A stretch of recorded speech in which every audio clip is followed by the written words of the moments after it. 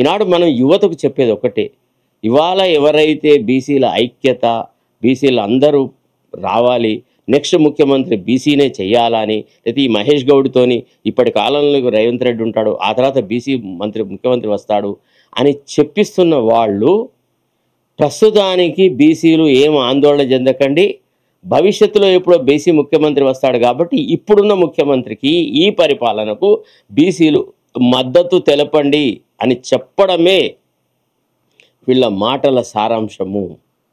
ఈనాడు యువతలో వస్తున్న జాగృతిని చూసేసి, పరివర్తన చూసేసి, పరిణామాలను చూసి లాగులు దడుస్తున్న వాళ్ళే ఈ రకమైన మాటలు మాట్లాడుతున్నారు.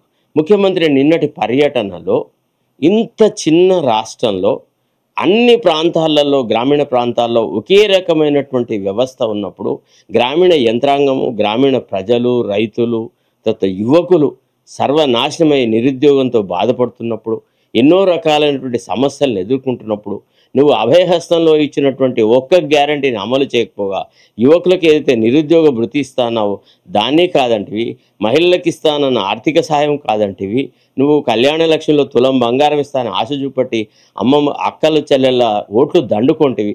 ఇట్లాంటి దుర్మార్గ పనులను చేసేసి నేను ఈ పనులు ఎందుకు చేయలేదు, ఎక్కడ ఫెయిల్ అయినా, దీన్ని ఎప్పుడు చేస్తా అనే మాటలు మాట్లాడకుండా నిన్న పోయి ఏం చెప్పినాడు, మహబూబ్నగర్ జిల్లాలోనే ఆర్థికమైన పరిస్థితి దుస్థితిగా ఉన్నట్టు, ఎన్నో ఏళ్ల తర్వాత మహబూబ్నగర్ జిల్లాకు చెందినటువంటి వ్యక్తి ముఖ్యమంత్రి అయినట్టుగా, ఇక జూరాల, నెట్టంపాడు, ఆ ప్రాజెక్టు ఈ ప్రాజెక్ట్ అన్ని కట్టిద్దామని, భవిష్యత్తులో మళ్ళా మన జిల్లాకి ముఖ్యమంత్రి ఎప్పుడు వస్తాడో తెలియదన్నట్టుగా, ఇక నా రక్షణ చేస్తేనే ఈ జిల్లా అంతా బాగుపడుతుందని చెప్పినట్టుగా మాట్లాడము, ఈ రకరకాల పెంటంతా చేసినాడు.